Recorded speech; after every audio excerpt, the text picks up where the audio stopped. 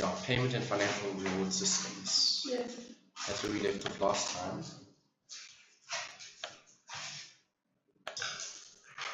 Okay, so I'll help you with the reading of the content because Shane, your throat's not so great. So, payment of financial reward systems. We need to label them. So let's put number 1. There's quite a few here that we need to list. So let's start with the first one, which is hourly or time-based rates. Hourly or time-based rates. That's what you're looking at. Okay, remember, this is a reward system. So what is a reward? Just when someone does something good, they get. Exactly. So there's different ways of rewarding people. With this particular reward system, you're basing the reward off time. So the time-based wage rate is looking at managers versus manual versus clerkial. Okay, those are the different types of employees. So obviously, people doing different roles or different jobs should be compensated slightly differently. But not everyone will be compensated the same.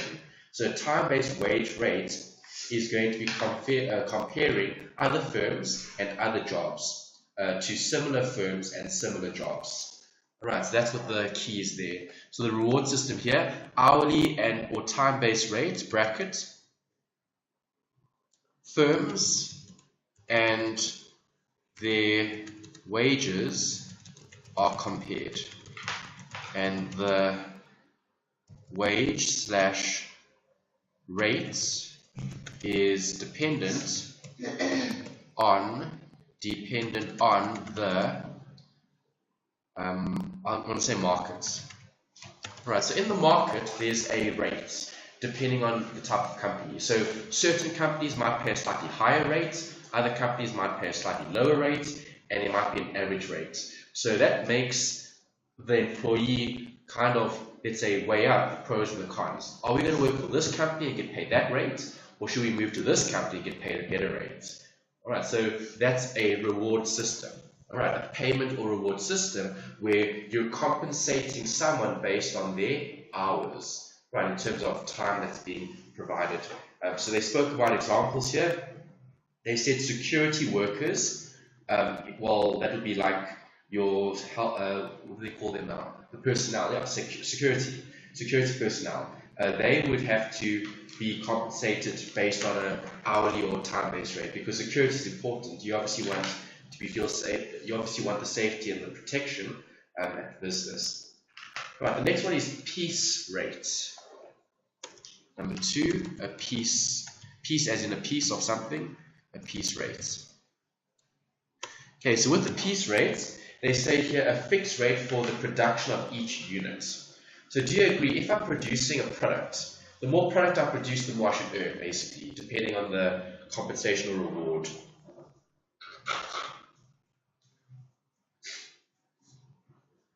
Okay, so piece rate based on the production of the number of units of outputs.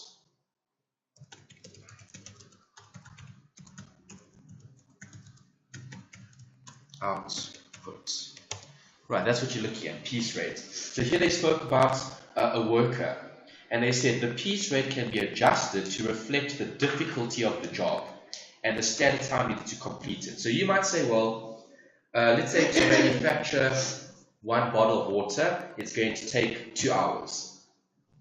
If that's the standard time, you might say, well, if they can produce 2 or 3 bottles of water in the same time, that'll be better. Okay, so that's looking at the difficulty of the job.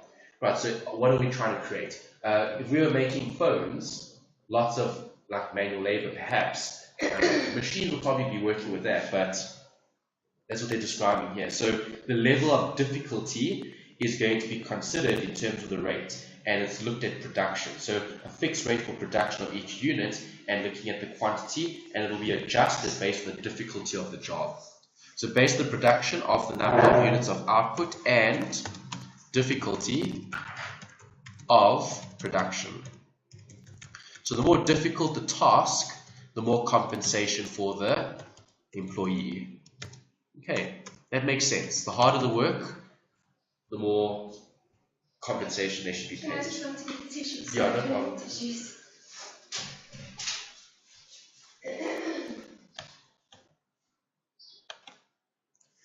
Number 3, third reward system or rates is salary.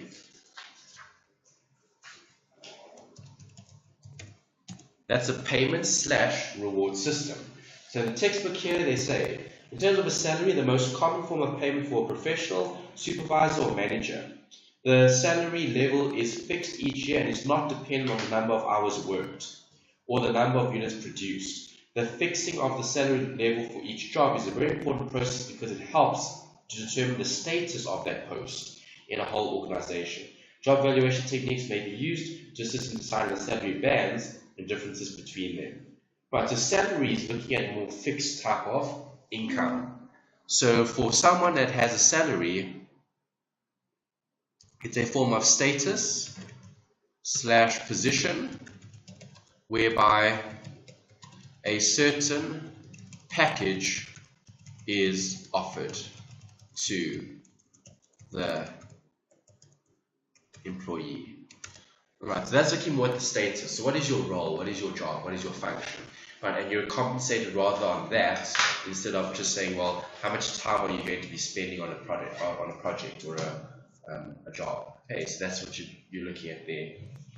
Right, the next one, number 4, is commission. Right, now you've probably heard of the word commission before. A commission is a compensation payment. The textbook says it's the most frequently used personal selling form of payment or incentive. Salespeople are paid a commission in terms of the amount of sales that they make. It can be made up of 100% of the total income, reducing the amount to a basic or flat rate during a specific period. In addition, there can be bonuses depending on the production and the rates of production. So they said here it has the same advantage and disadvantage as the piece rates used in production. So very similar to piece rates. Piece rate said things depend on production. Commission, it's not about production, it's about sales. Right, so commission relates to the volume of sales made. Relates to the volume of sales being made. Okay, that's commission. So people that are 100% sales driven, that's what they're looking at. That's volume. Okay, how much of a specific good are they going to be able to sell?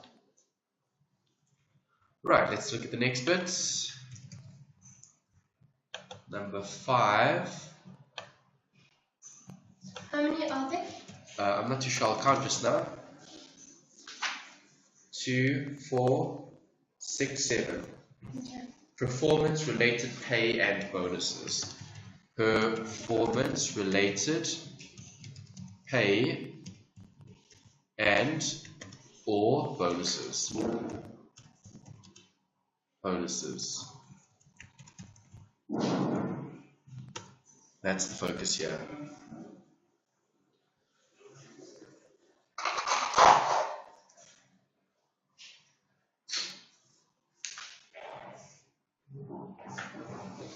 Right, so if I'm looking at an incentive scheme, I'm trying to promote good performance.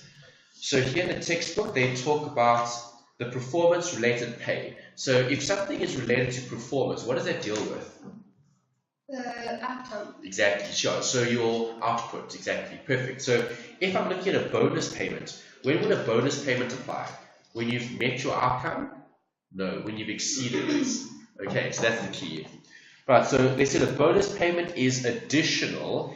It's an additional bonus amount paid on top of the qualifying criteria. An additional payment for exceeding the basic criteria. Okay, so if I just meet the criteria, there's no bonus, right? Because you're not doing anything more than you're supposed to. Okay, so there's no bonus for that. But if you exceed what you were supposed to create in terms of output, then you deserve an incentive or a financial reward. Okay, so that's what this is looking at. So a bonus payment is something additional, and performance-related pay is also similar to a bonus, except it's additional to the basic salary. It's widely used for workers whose output is not measurable in quantitative terms, such as management, supervisory, and clerical posts. Right, so for example, is a manager producing goods? No. Right, they're not producing output. So can you give them a bonus based on their output? No, you'd have to give them a bonus based on their performance. So how well did they perform? Perform meaning, well, did they support their team? Did they do X, Y, and Z? Okay, did so their team do good? yes, so it's more performance in terms of not measuring output. So roles like a supervisor does not have a measurable volume of output, but they can still receive a performance bonus. Right, that's what you're looking at. So slight difference. A bonus is for additional work having been completed. So if your target was to create 10 units and you created 20, you'll get a bonus payment because that's based on your outputs. If I'm a supervisor managing a team that's going to be producing those goods, can I be, let's say, held responsible for their bad outputs? Not really, because it might be their fault. So you as a manager or a supervisor could be incentivized based on performance. So how did you perform? Right, that's what we're looking at there. Okay, did you make a note for that? No, I'll get that. Okay. I'll make that more detailed notes. Next one, profit sharing.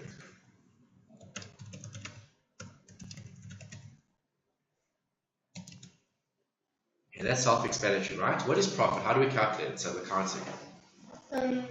Expenses minus Other way around. income minus expenses. That's right. Okay, so here, profit sharing is the staff who are committed to the business will receive a higher benefit in terms of performance from the actual shareholders, and they claim part of the profits that are provided.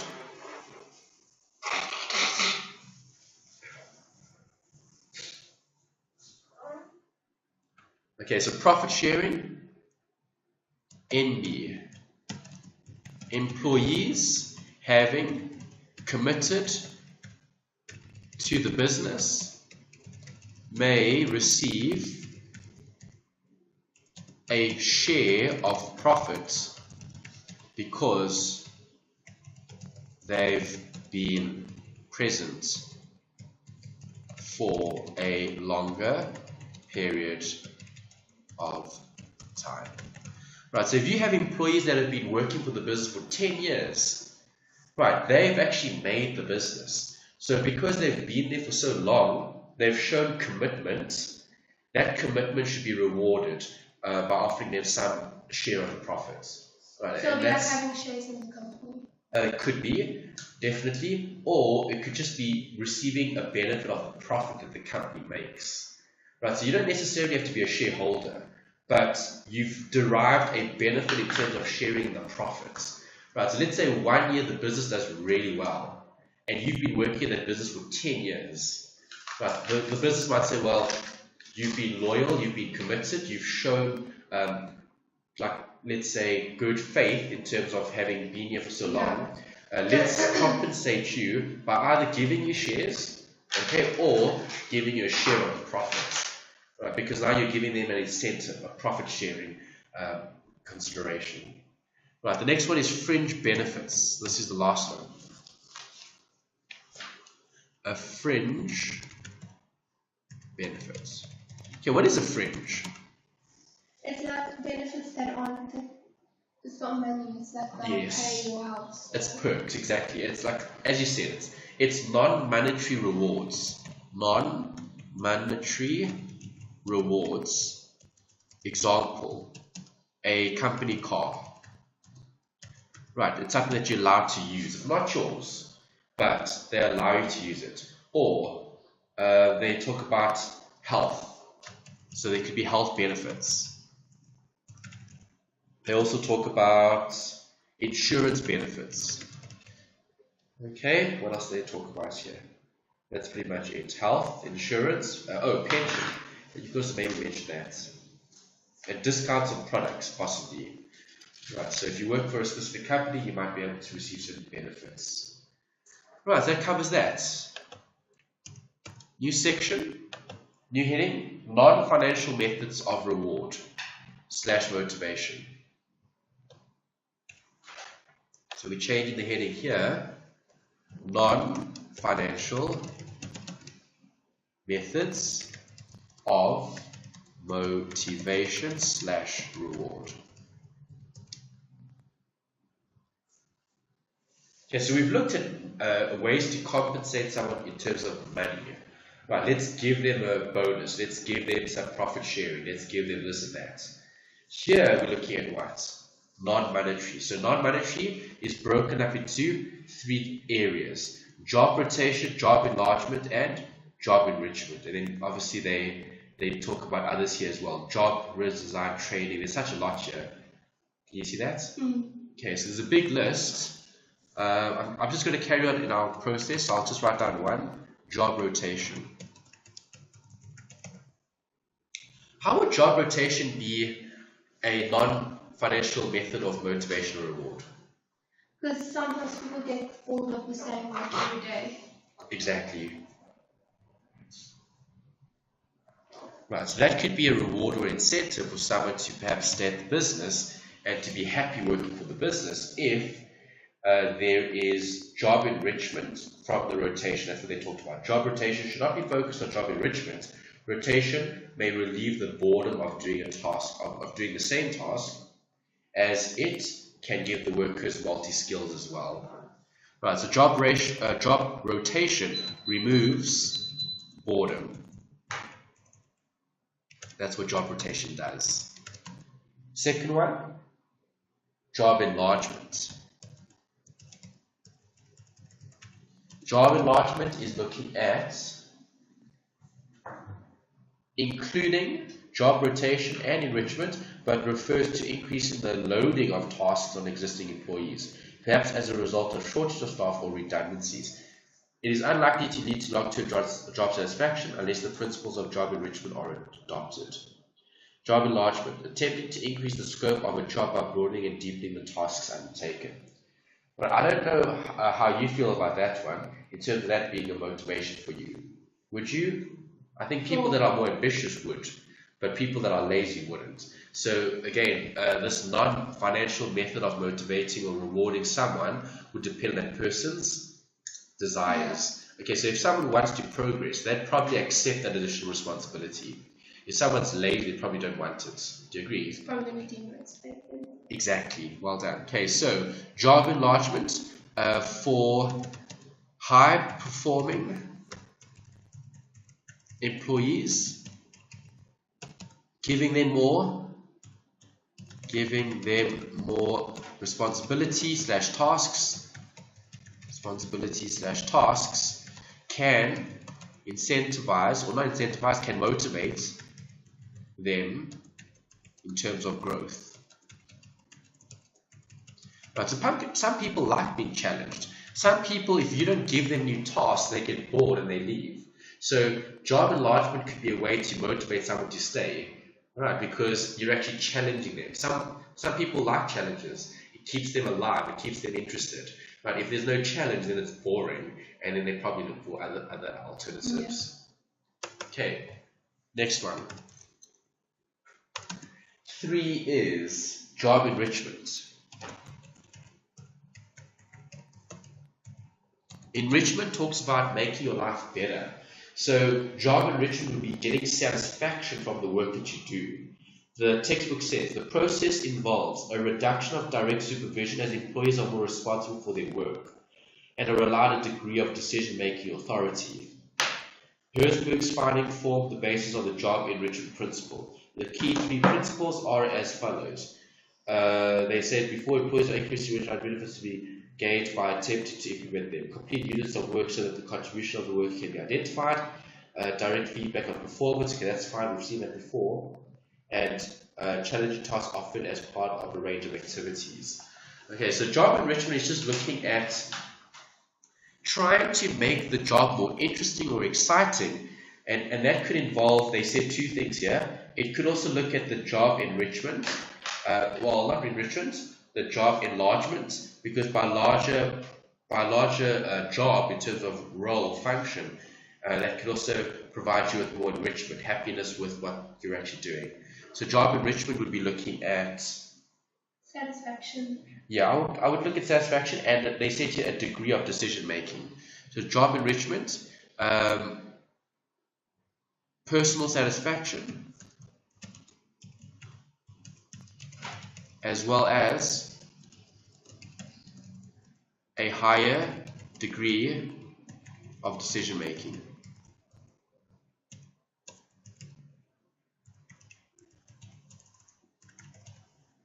Okay, that's job enrichment. Next is job redesign.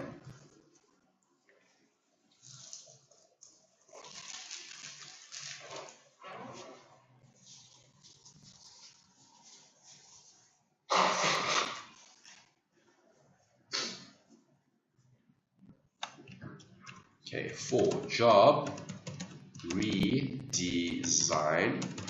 Okay, and that looks at, let's check. There's it. Clearly, job redesign is closely linked to job enrichment. Journalists now have to be IT experts to communicate to the wide range of media. Bank employees are encouraged and trained to sell financial products to customers. They not just to serve at the tills. Right, hairdressers might be given opportunity to add beauty therapists as part of their total role. The other examples. All of these are examples of how adding and sometimes removing certain tasks and functions can lead to more rewarding work. Okay, so job redesign would be, I would say, customizing the role to meet the correct criteria for a specific function.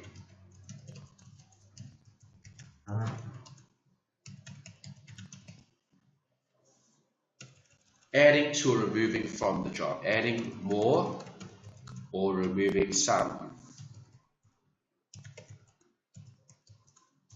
to generate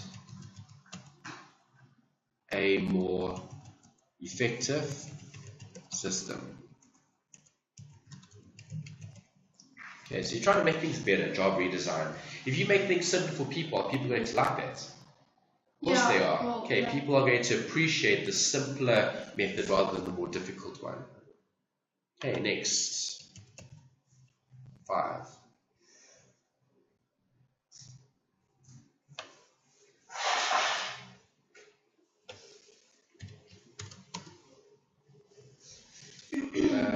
Training. Yeah, training. Training looks at uplifting individuals by educating them. Okay, that can be very rewarding for a manager, right? Is to actually have impact, like social impact, right? So you're not just the manager because you get to say what you say and everyone needs to follow. You're the manager based on not liked, but support in terms of maybe training. Right, so do you agree those employees that get trained are probably going to have a better view and be more motivated than those that don't? Okay, because training applies to job satisfaction or motivation. Uplifting individuals by educating them. Okay, versus if you weren't given opportunities to study or improve yourself. After training, quality circles.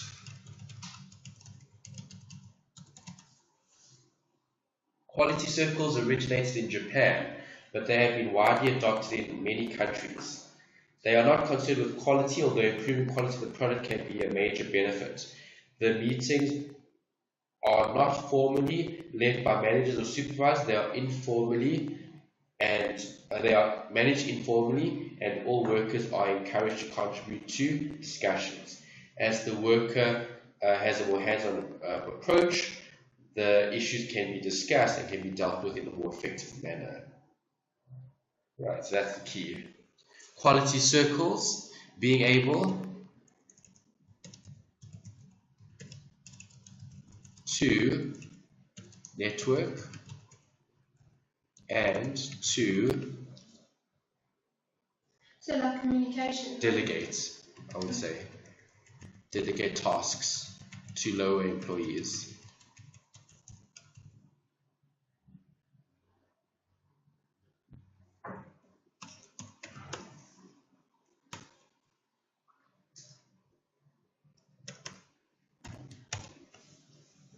Seven, worker participation. Okay, do workers want to be heard? Of course they do. So Yeah. here they talk about participation. When introduced to different levels in the business, a worker can be encouraged to become a different person by making the correct decision making at the team or group levels. Opportunities for work participation in a workshop or factory might include involvement from the decisions of the factory and might also include the bank. The allocation to different workers, job redesign, ways to improve quality and ways to cut down waste to improve productivity. Okay, so worker participation looks at providing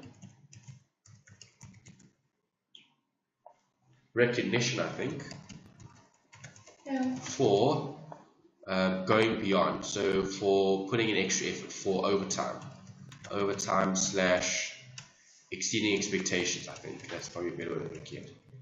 Exceeding expectations. Okay. Next, team working.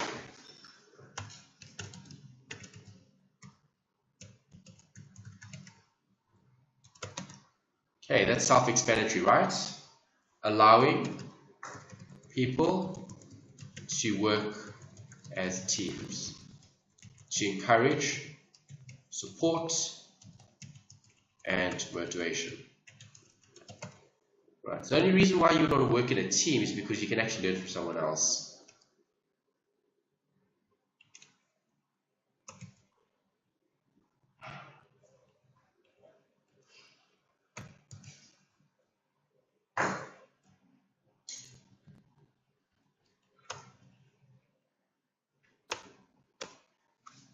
Okay, next, target setting. 9. Target setting. Okay, I've asked you this before in terms of, do you have any targets for this year? You said music was one of them. Okay, so what does a target mean to you after having discussed that not so long ago? Having a goal of where you want to be at a particular time. Good. Okay, so that's limiting the scope, in terms of time and achievements.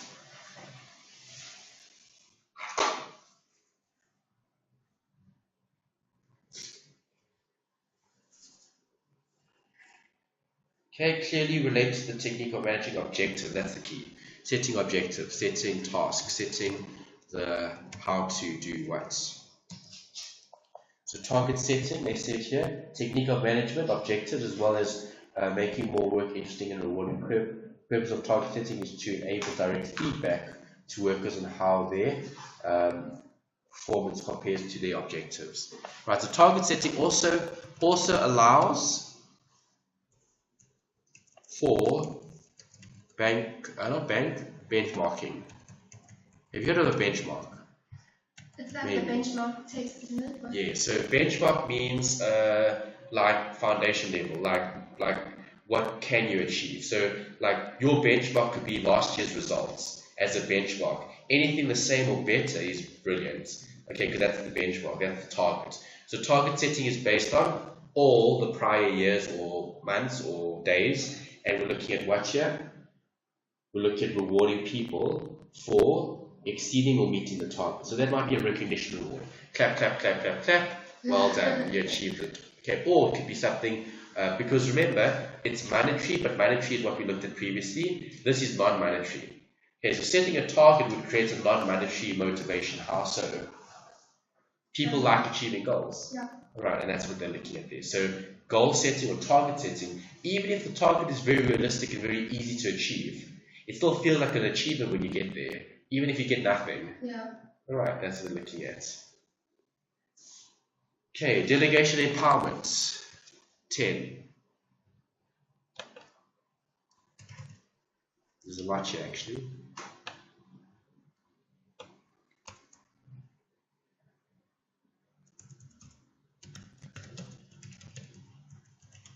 Delegation and empowerment. Right, so you've probably seen the word delegation before. Okay, we've spoken quite a bit about it, where you give someone a task and you ask them to complete it and you just give them a deadline. You don't micromanage and tell them how to do it. They think of their own initiative and they get the job done.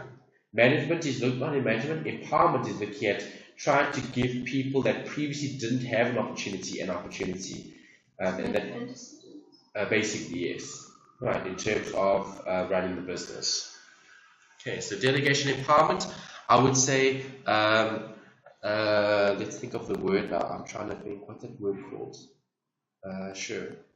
Collaboration, no. What is it now? Delegation and... okay, let me think, it'll come back to me. I was trying to think of this one word that sort of sums it up. But anyway, let's keep it separate. So delegation looks at allocating tasks to various departments or people. Empowerment is looking at giving an opportunity to those who never had it, providing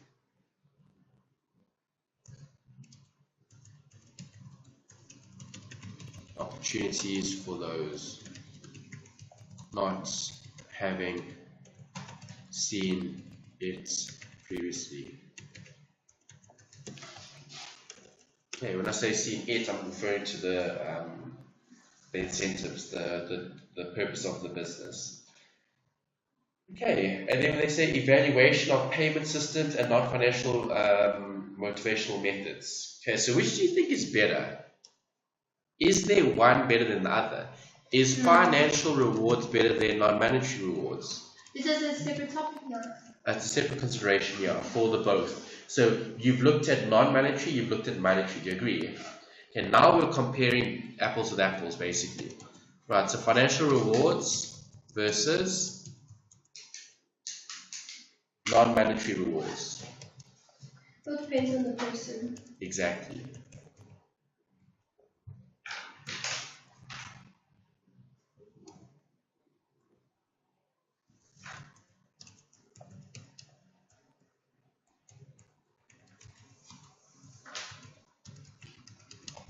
And that's why there's no one shoe fits all with this type of subject. As long as you keep everything in line with the theory, you can't really go wrong.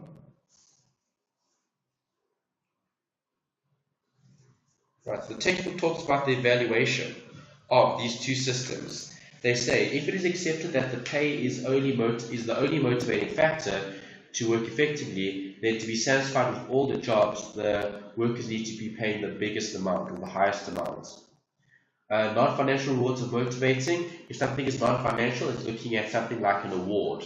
Right, you are the employee of the month. You are the manager of the month. You are the salesperson of the month. Okay, those are non-monetary rewards that helps build motivation, because now I want to be the person with the most this and most that. Okay. Right, so let's write that down. Financial versus non-monetary rewards. There is a trade-off between giving large incentives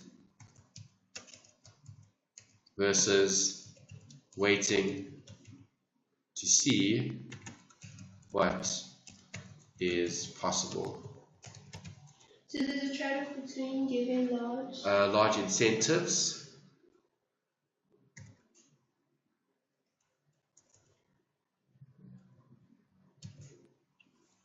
versus waiting to see what is possible. But waiting to see what's possible is not going to make the business perform any better. Do you agree? Right, the business needs to be more hands-on. There needs to be a trade-off between those two considerations. Okay, are we going to produce more or are we going to pay more? It's a balancing act. Okay, and then we've covered that chapter. Perfect.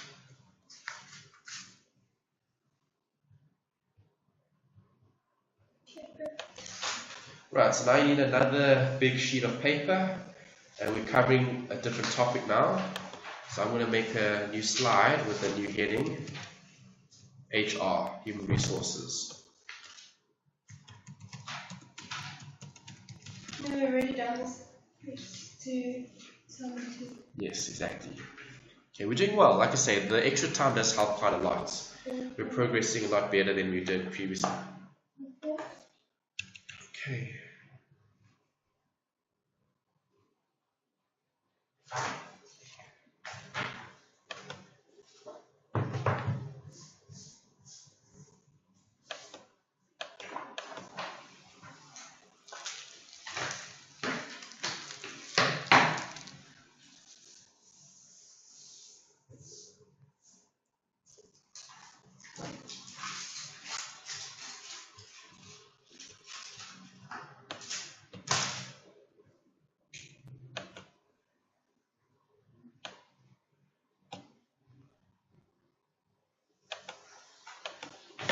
This is chapter 12. Yeah, chapter 12, you can put a big heading there, Human Resources. Let me label the chapter as well. Chapter 12, fine, perfect. Okay, so obviously scope-wise, we need to understand what this deals with. When you see the word human resources, what are you thinking about? The labor, the people that make up the business. Very good. Okay, labor is a nice way of describing it. That's a factor of production, i.e. people side of things. Right, so why are we going to look at HR? Well, what makes up a business? It's staff. Yeah, And if you're not looking after your staff, not a good idea, exactly. Bad output, perhaps low motivation. Right, so as long as you can do things that can help benefit the staff, that should help benefit the business. Okay, because then it's a win-win situation for the owner of the business and the employees. Okay, so if you keep your employees happy, they would hopefully do the best for your business. Okay. Right, so this chapter is dealing with that. Maybe I'm going to give you this because I know you like writing down those definitions at the beginning. Human resources, they've defined it. Okay, so HRM, Human Resources Management. Notice it's about management, not just the HR. It's more than just HR. It's actually like, what do we do? It's more practical. Okay, so Human Resources Management. Brackets. You get that those people that are employed by companies to do this. To manage HR, yes. HR. 100%. Yeah, those people, they work in HR and they just deal with people. So they interview people, they probably do tests, they bring them on board, they tell them how the company works, they give them all the rules. They've got to do their taxes, so the pay as you earn, all of that stuff. Yeah, so you can, in larger companies, you'll have a specific person doing this. Yeah, an HR person doing it. You might even have a whole department, depending on how big this business is. Right, but just to put a note here, HR management is actively managing, or what's the right word? Well, yeah, the word management is there, but I'm looking more at like a hands-on approach, actively dealing with labor issues. That's what they're doing. That's what they're doing. Issues. There we go. Perfect. Okay, so the definition here says approach to the effective management of an organization's workforce. It's a strategic approach, rather, to the effective management of an organization's workforce so that they can help the business gain a competitive advantage. Right, so do you agree businesses that have a competitive advantage are the ones that have the best people, right? Because at the end of the day, it's the people that make up the business. You can have all the fancy computers in the world, you can have the nicest telephones in the office, but that telephone can't answer calls, that telephone can't make calls. Exactly, so that telephone is useless if you don't have a great salesperson or someone that can manage the computer or do something with it.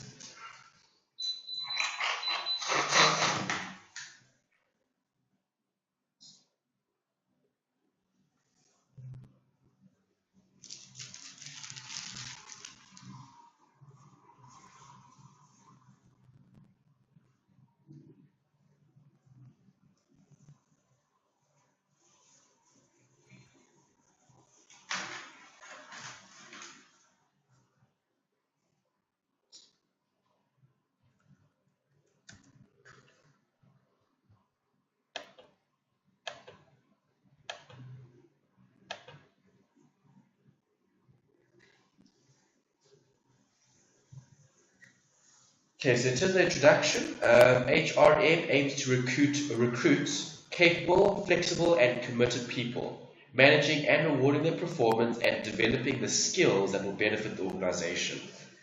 Right, that's important to note. Let's make a summary. Let's try down and put it for that.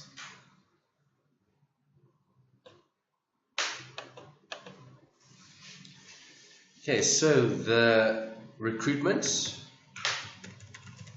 the rewarding,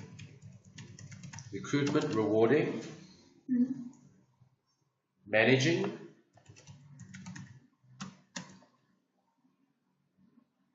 developing. It's all part of this. Yeah, it's all part of that function. I'm just repeating what they said in the definition. Well, not definition, in the introduction.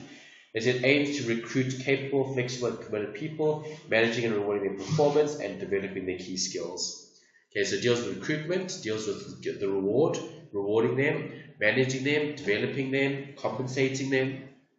It's all of it. Compensating them.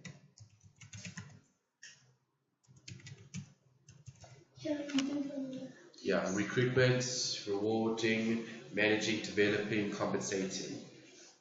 Okay, it's focused on what? The people, the workforce. As you said, it's labor, factors of production.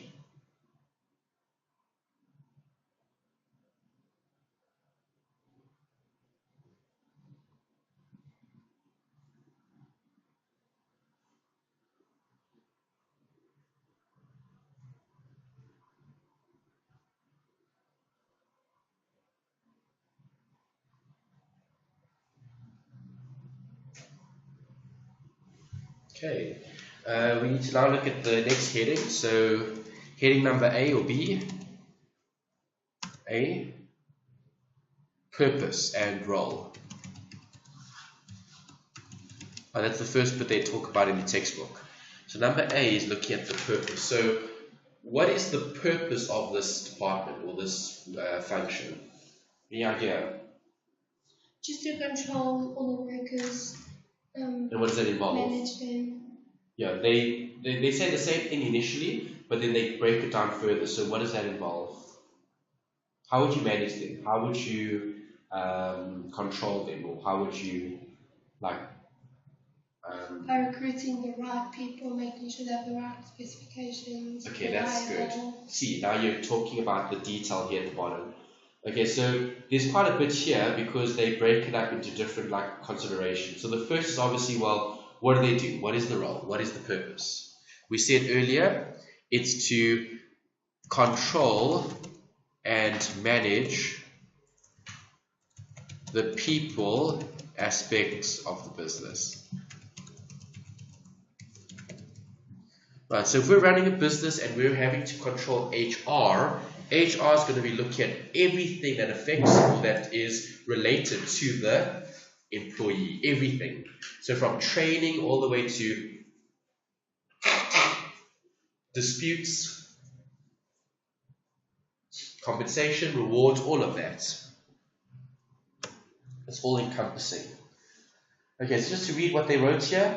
They said, these departments are responsible for just the recruiting, training, discipline, and welfare of staff. They tend to be. Okay, so those are the departments in terms of personnel. So if I'm dealing with a HR manager or function, the HR manager or person is going to be responsible for the recruiting, training, discipline, and welfare. Okay, so brackets, responsible for recruiting,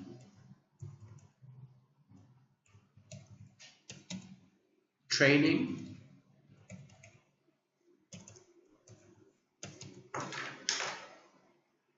disciplining,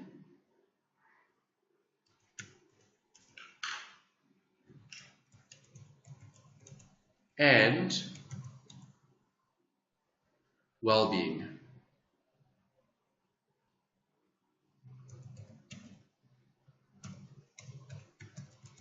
Of the employees. So that's actually a very, very, very important role, because we just said if we don't have good happy employees, those employees will leave and those employees will join other companies. And that can be a concern, especially in an industry where skills might be scarce or skills might be very specialized. Okay, you might not be able to easily replace someone. For example, can you replace a packer at the store? Quite easily. It doesn't require much to pack groceries in a bag. But would it be easy to replace a professor or an engineer or a technician? Definitely not. Okay, so that's what we're looking at here.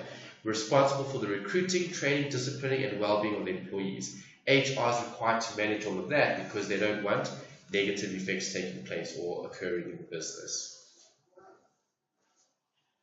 Right, they said HR is broader and far-reaching in scope. It focuses also on these other things. Workforce planning. So we can add here other roles include, and then we can list some of them. There's a lot here. So I'm just going to say workforce planning. Workforce planning. Selection.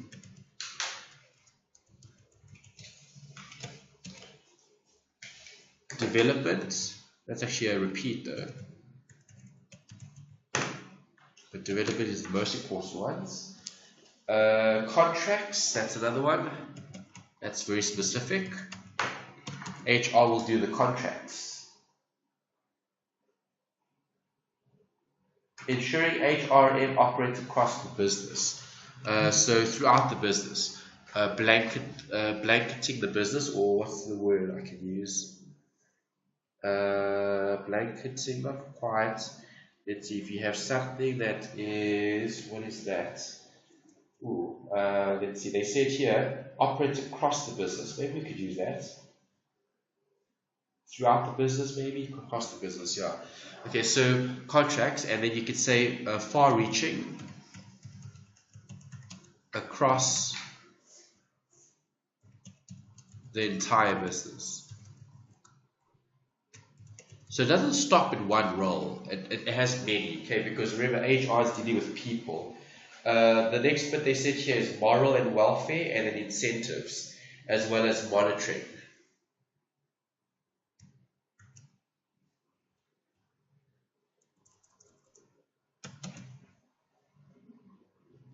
Morale, welfare, incentives, and specifications. You actually mentioned the specifications earlier when you said someone needs to be qualified in order to do the job. That's always something that you need to consider from an HR point of view.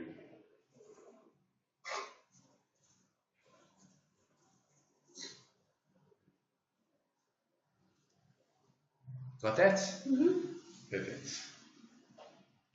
And the last one here is monitoring. So purpose and role, besides all what we mentioned, they're also responsible for checking and keeping track. So another control, not control, well, kind of control measure is the monitoring. Monitoring of the HR function. If you're dealing in HR, you're not only going to do all of that for your people, you're also going to do it for the company as a whole. All right, how is the company as a whole benefiting from that manager, that HR manager? Okay. All right, what's the difference between recruitment and selection? Any idea? Recruitment is when you like to employ them, but selection is seeing what is the best fit. Take it the best. Kind of. Just be careful, because here they said the process of identifying the need for a new employee. That's what recruitment is. So recruitment is looking at, well, do we need someone? The selection is now who we're going to get. Does that make sense? Okay, let's write that down.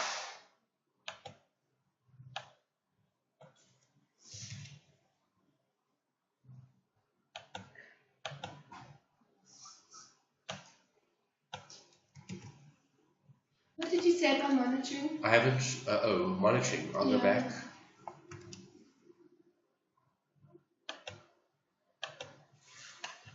Monitoring of the HR function. That's what I said. Okay, because monitoring is looking at the oversight.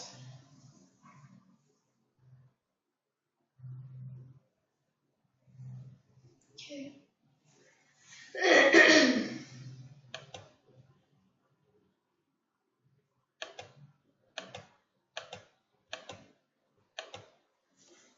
Right, so what was I saying? Oh, recruitment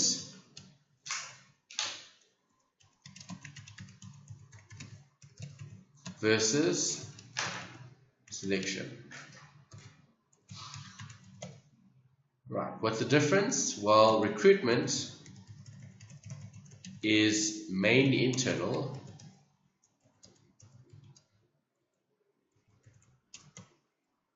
Recruitment is mainly internal. I said external, I think. Internal. Okay, because you choose or elect who leads or who manages. Selection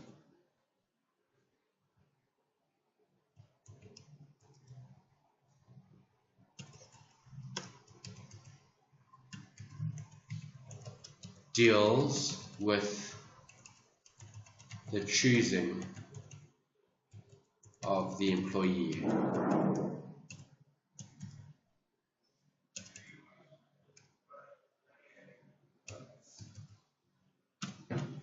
Okay, so if I've got the HR function as a focus, okay, as the business owner and as the person employing all the staff, what must they do?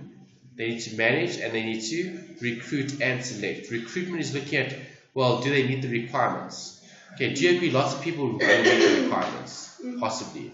So now, if lots of people meet the requirements, we need to then choose, i.e. we need to make a selection. That's actually part of the process. Make sense? Okay, perfect. Okay, so let's write a note there. Larger number of people, the larger the number, the more monitoring or control you need.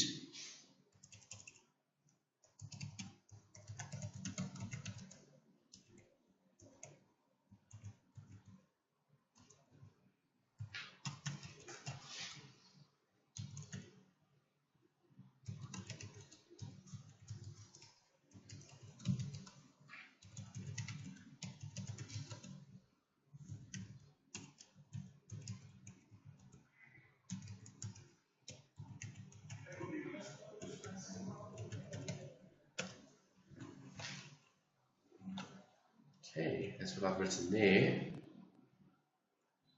related to the choice versus management of a particular business.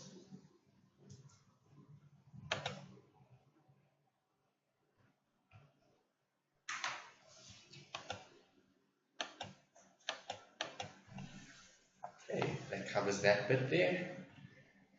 Let's see where we are now.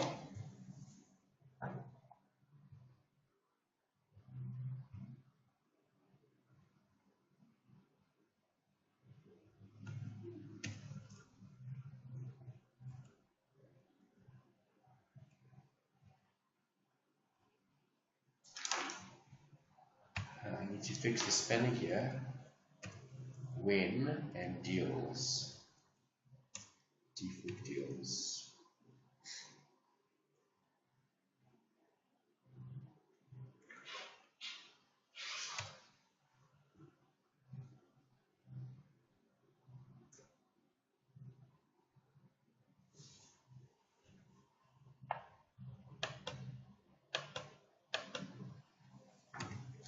And what do you have? Same thing, hey?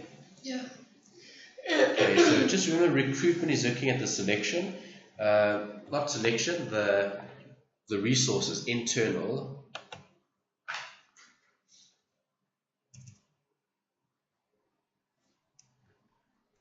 Why? Because you need to decide if there's a need to employ someone.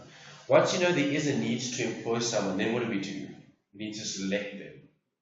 We need to choose out of the hundreds or thousands of different applications. Okay. Right, so that's what they're looking at now. Next bit, the recruitment and selection process. So the textbook is taking what we had here, in terms of recruitment, as well as selection, and they're expanding.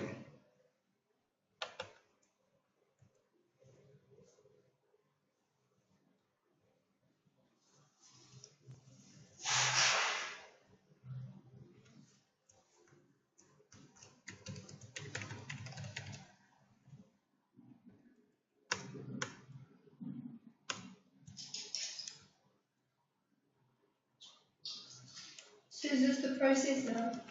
Not the process, it's more the establishment of the how-to. So yeah, you could look at it as a process, but so a new section. A little bit more detailed than just what we just spoke about. Yeah, you can still write on the same mind map, but your new section.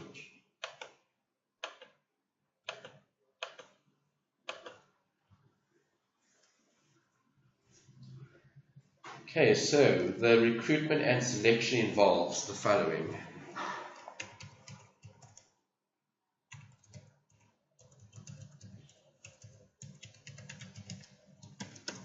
Recruitment and selection. Okay, have a look at these bits and pieces here in terms of definition. What do they say here at the bottom? Wait. Recruitment and selection. They tell you the one is, do you need someone? The other one is, who are you going to choose? Okay, so the bullets there are looking at what? Very specific what? Details. About what? Yeah, of the job. Exactly. So, is that recruitment or is that selection? No, that's the recruitment. Yes, why? Because it's internal. Possibly, it could be external as well, but it's internal because the company said what they want to agree. And if they're saying, I want this person with this degree, with that experience, with this, this, and this, then you're going to have a recruitment drive to try to select the person that best suits that need. Does it make sense? Okay. So important, just to put a note here, brackets, recruitment is looking at, what's the right thing? It's not so much, I'm going to try to say, I can't say that, let's try to summarize this. Recruitment. Process, but then process is already there. I don't want process to be written again.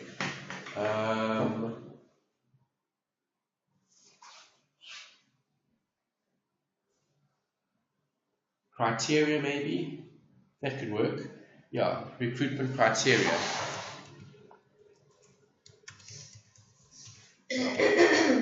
Okay, so recruitment criteria is looking at what? Do you meet the requirements? Question mark. That's the big question that we always need to ask ourselves.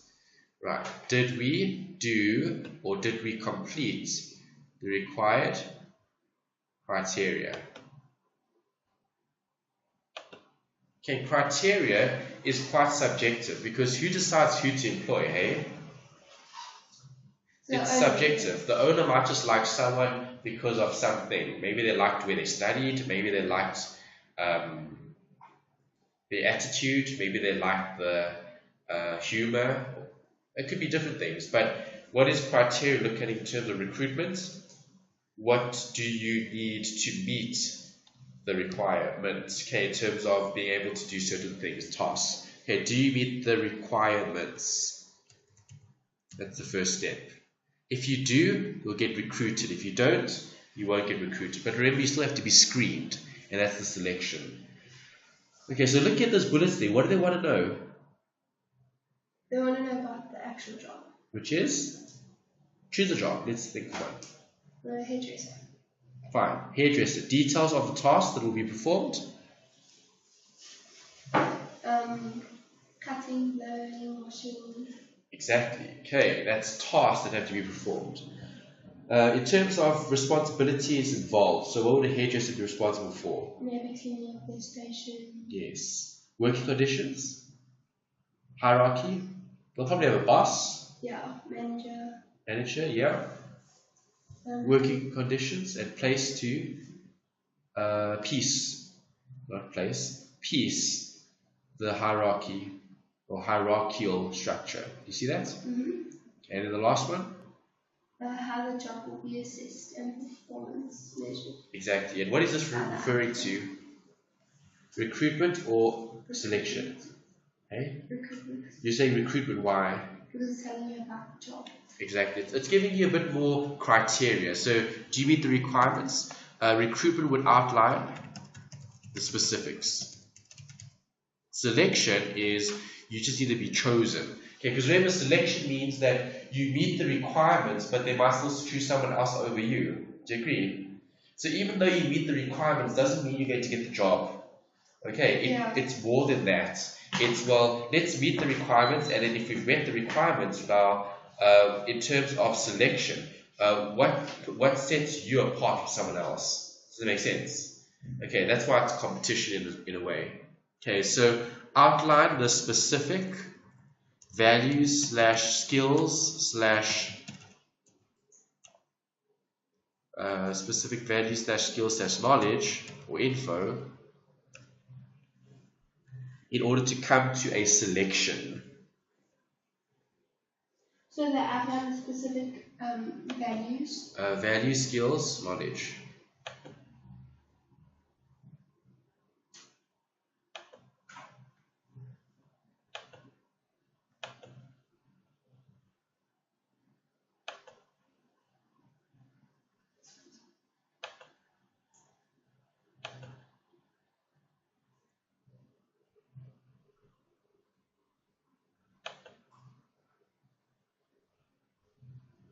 Is that right?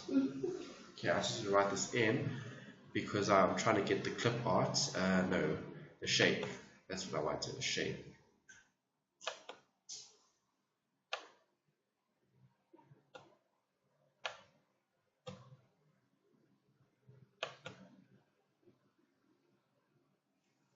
Okay, there we go. Alright, so we said step number 1 was recruitment, and that involves setting up the criteria in order to make a list, if you will, that the selector is going to be using in order to recruit the person that they want in the business. So NB,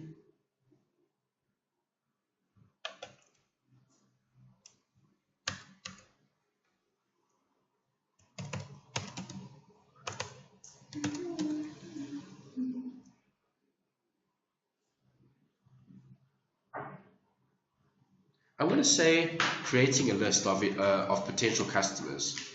That makes sense. Creating a list of potential employees. Okay, so if I'm looking at the potential employees, I'm going to have the criteria that needs to be outlined by who? The HR manager. HR needs to say, well, what is the criteria and who meets it? Do you agree? And that's going to be what? The recruitment process. The selection is going to be more than that. It's going to be bringing those people in to interview them and to do other things, to make a decision in terms of who you select.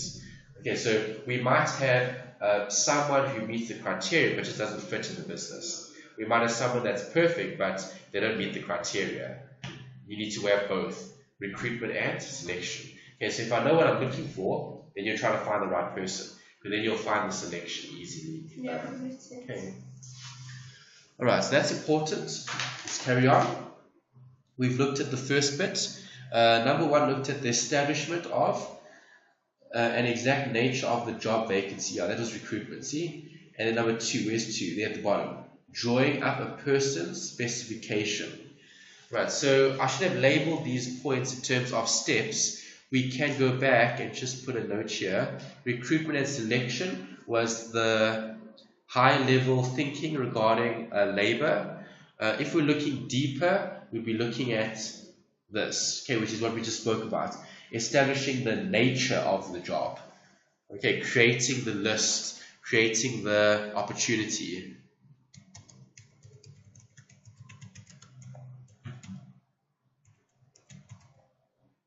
Okay, once you've created that opportunity, then someone is going to apply for it. Once someone has applied for it, then what happens? They select. Okay, because if you've got 100 applications, how many people can do the job? Probably only one. And if only one can do it, 99 have to go and one has to stay. Does that make sense? Okay. Next page. Let's copy the heading here. Chapter 12.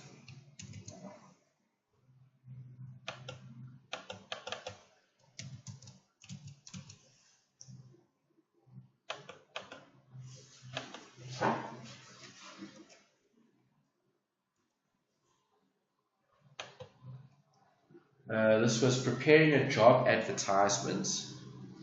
That's 2.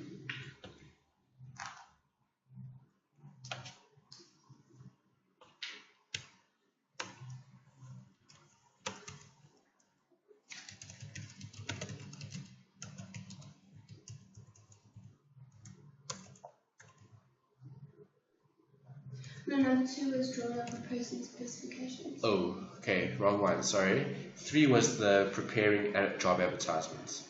Yeah, you're right. Okay, so drawing up a person's specifications.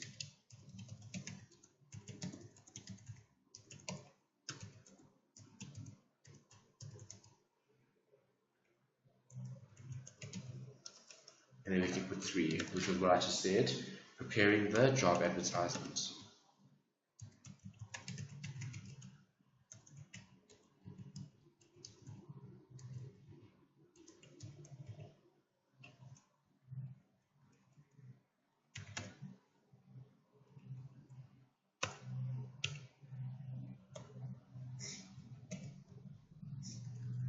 Okay, preparing a job advertisement.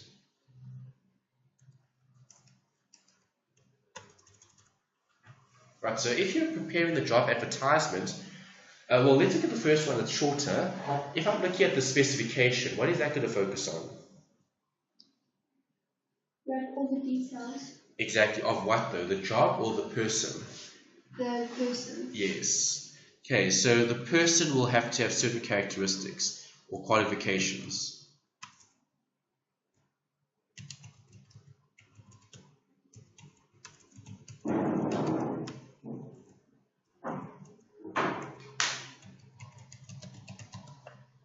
Characteristics, I don't know why is that spelled right?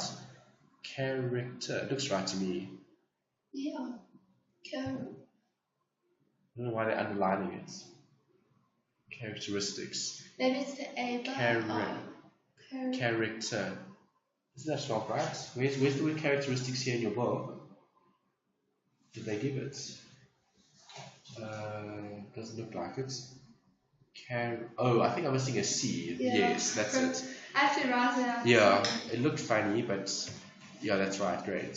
Okay, good. Okay, so characteristics, and this was from the first one. So drawing up a person's specification in terms of what? Their characteristic and their how can I put it? Requirements could be a way of looking at it, but it's more than just that. It's their skills. Yes, you could write that down. Skills, qualifications. I'm trying to look at all of that as one. Qualifications, experience,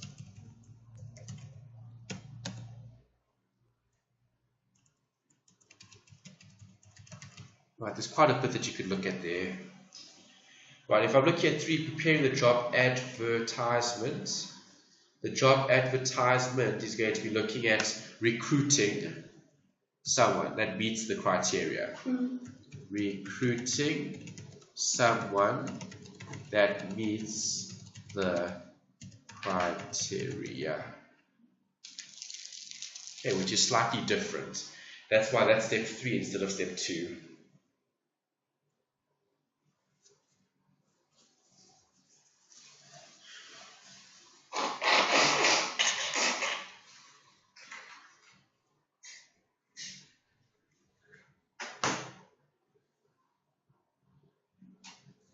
Okay, 4.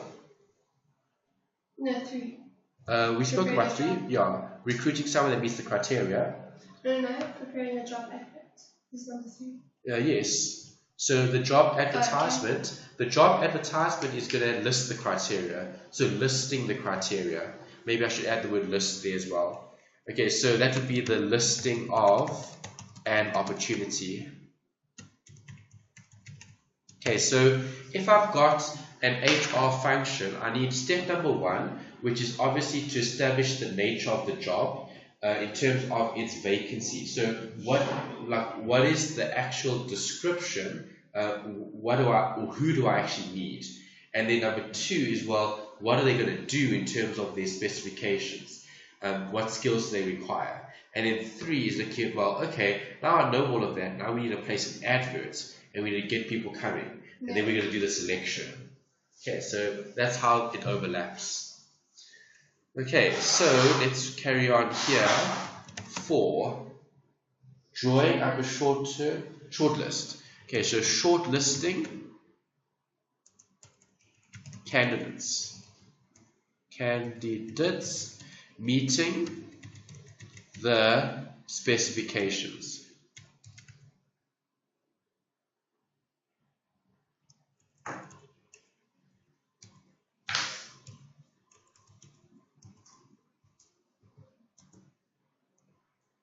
Shortlisting candidates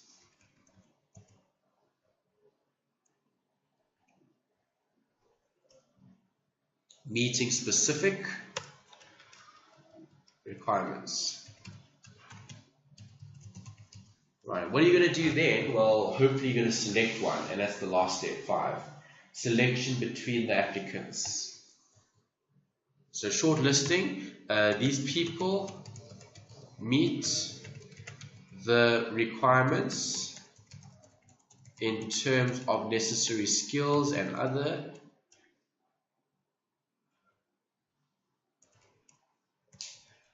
So they basically break down this to see what are the best. Pretty much, you could say that, yeah. Because, sorry? No, I'm just saying 5 still. Oh yeah, there's still 5 hours of last one, but yeah, you're right about the shortlisting. Shortlisting is just keeping the best players aside.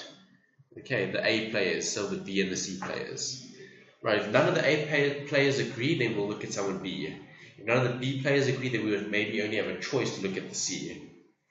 Okay, so that's shortlisting. Shortlisting is trying to get names that you would be able to identify as being potential for a business whereby you would be able to provide them with all those incentives that we saw earlier, okay, monetary and non-monetary. Alright, so for shortlisting clients meeting the specific requirements, they are people who meet the requirement in terms of the outline or outlined wishes.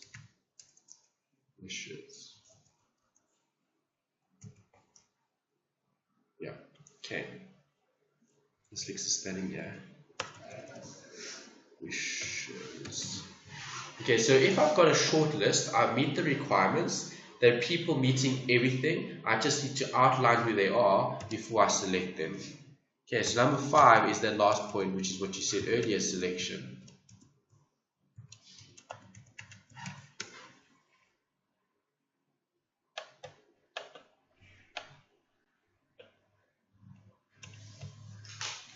Okay, and if it's looking at selection is going to be doing what?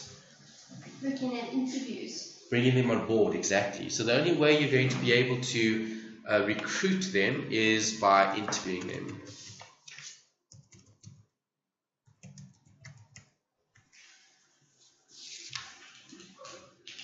I'll make a summary of the benefits. Yeah. Okay. Save this.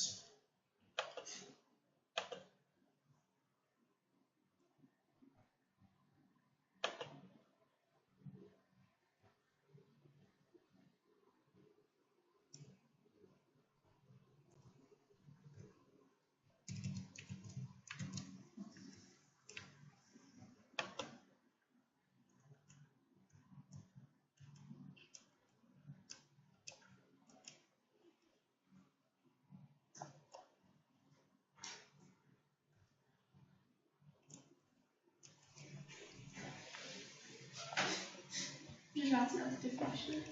Yeah, I'm just trying to see here, because we discussed the recruitment there.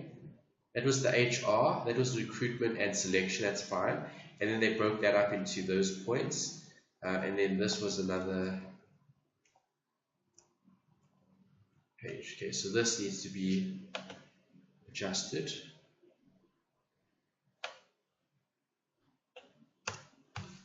Okay, and then the heading here, employment contracts. Right, so if we're dealing with a contract, what do you think we're dealing with? It's just like the legal documents. Exactly, good, legal documents.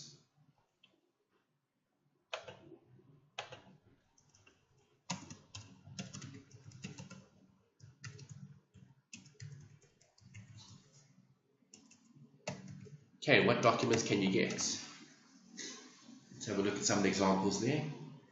They should have mentioned some, or didn't they?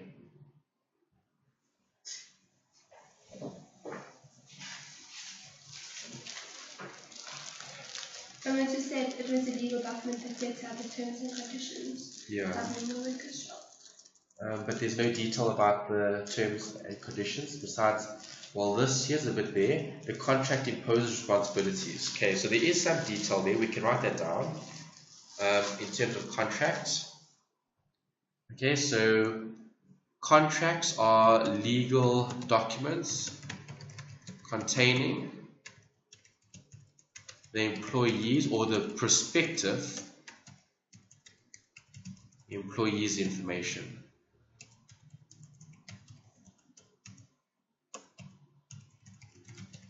That's something to consider. Okay, because legal documents are binding, they need to cover everything.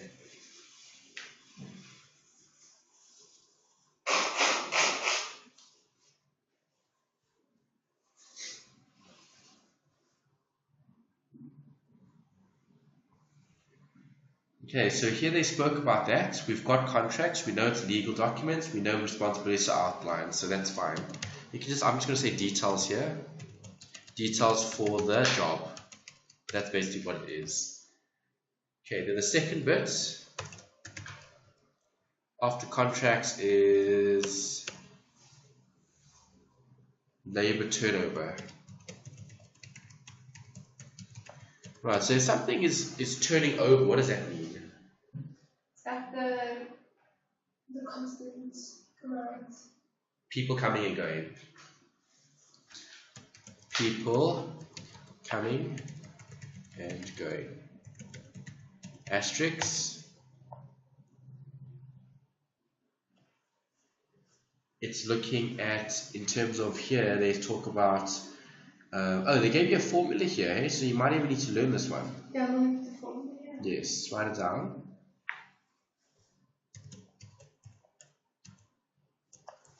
Okay, the formula is talking about the number of years here, hey? Let's just have a look. Yeah, number of employees living in 1 year over the average number of people employed.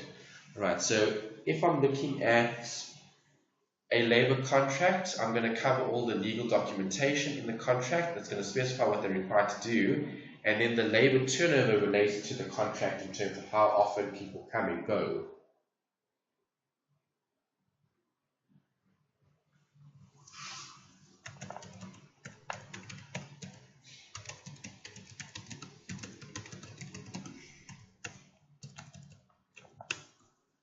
Okay, make sense?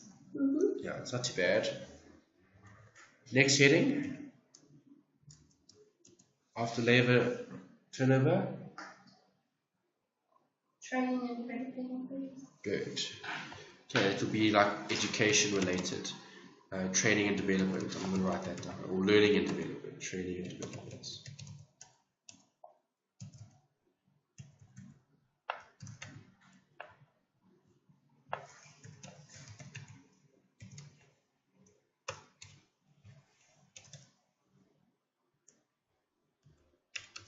Okay, so if you're working for a larger company, how would they train their staff? Do courses. Exactly. Okay, and why are courses important? Because it develops their skills. Correct, good. So you'll see here, they talk about moral, they talk about employees, that so employees. That's the development. Yeah, this is the turnover. So why do people leave the job? Because they probably don't have the right skills. Right, so number 4 is looking at what? The training. Exactly. Alright, so that's what's wrong? Okay? Yeah. Alright, so the training is something that's related to the recruitment, okay, or the low or high staff turnover. Okay, so the first thing was contracts, we spoke about that. Second thing was the labor turnover, we spoke about that. Then we spoke about the training and development of documents, asterisks, okay, giving information or giving details to the head office. Okay, that's training and development of the documents. Okay, remember documents are doing what? No, it's training and development of employees. Why did I write documents? Documents was? Oh, contracts. Sorry, that was contracts. That was on the top. I think I copied this. Let's get rid of that. Of the employees. I think I wrote documents twice. Employees. Okay, so giving details to the head office. Okay, and then 4 was the actual training, that's all. Introduction training. Yeah, so that's upskilling. On the job training and off the job training. Yeah, upskilling the employee. Providing more detail on how to manage the business.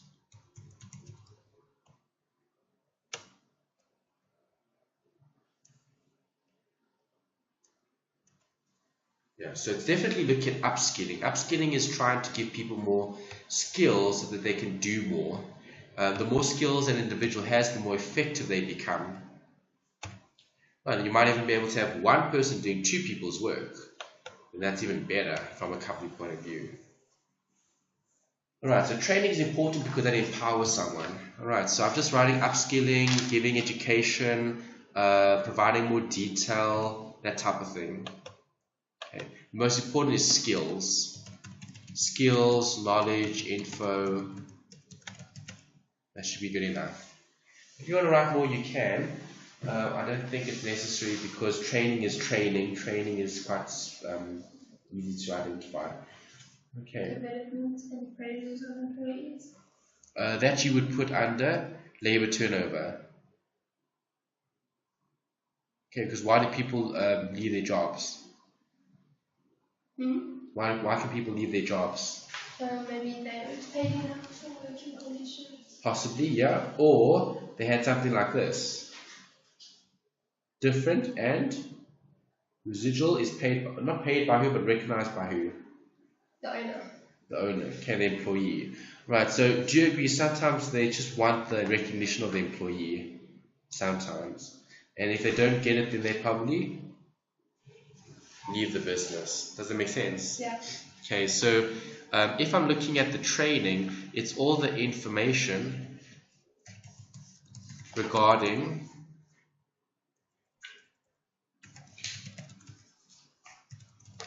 what they can do. Okay, is there 5 or not? Next page. Discipline and dismissal of employees. Okay, so there is 1. Alright, so discipline and dismissal.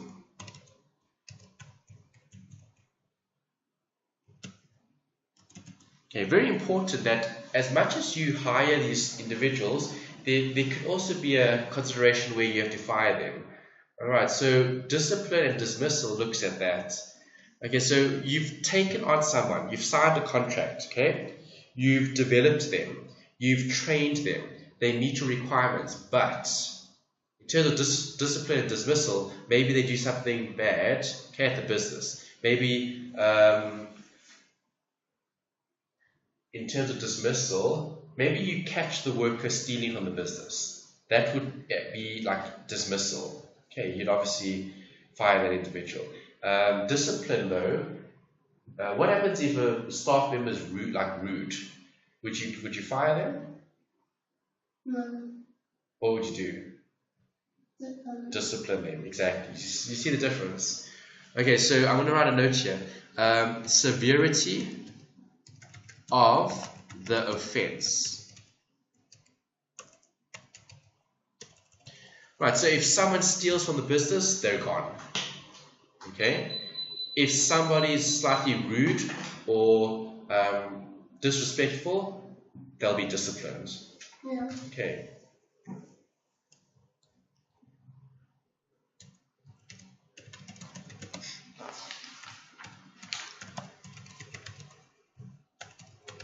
Okay, action to resolve the issue.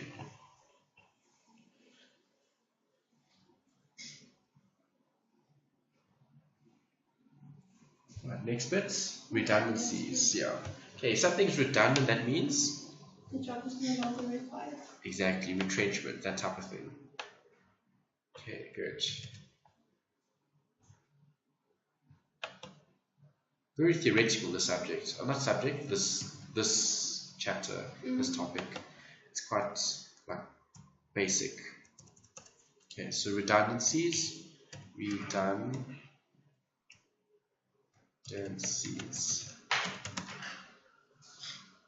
Okay, so as you said, someone who's not valued or not needed anymore. I think that's the better way of putting it. Not needed anymore. An employee not needed any longer. Now that can happen. Right, so sometimes at some point in time they become redundant.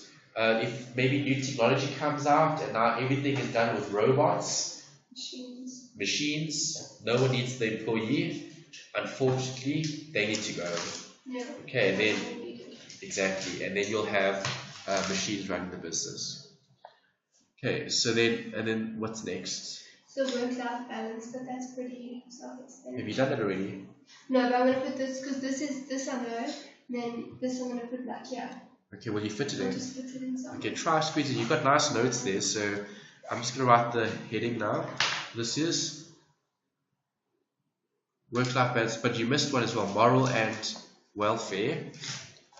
Morale and welfare. Just to asterisk this. That's really easy. Morale is looking at the attitude / environment /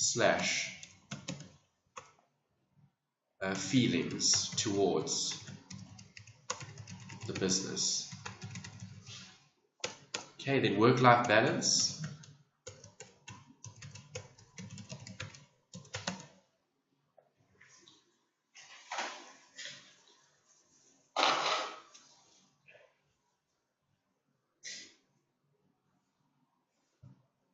Just given the right amount of time. Yeah. Okay, work-life balance is definitely managing one's personal and private, work life and private life. So balancing work life and private life to make sure the employee is still contributing meaningfully toward the business. Okay, that's the main reason why you'd want a work-life balance.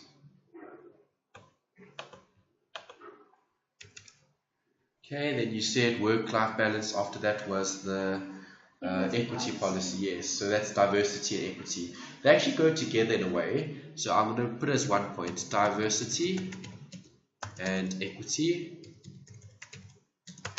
Okay, so this is almost like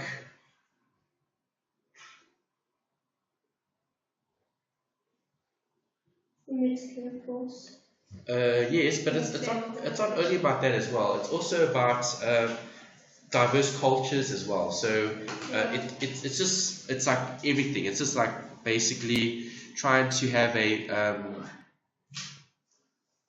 okay, you said mixed workforce. That could work. Let's use that.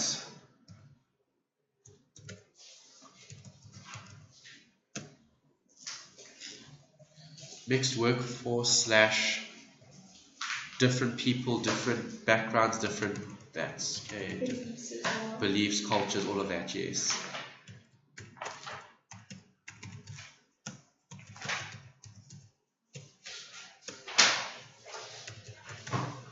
Religion, all of that. Okay, so I don't think we have to write too much there. Pretty self-explanatory. Does that finish it? Yeah. Oh, okay. That was the last bit. What is a sabbatical? Just to read what that work-life balance is. What's that? A sabbatical. That's quite a nice word that you might not have known. Sabbatical. Third one. An extended period of leaving from work. This can be up to 12 months. Some businesses do not pay employees during this period, but guarantee to keep their job open for return.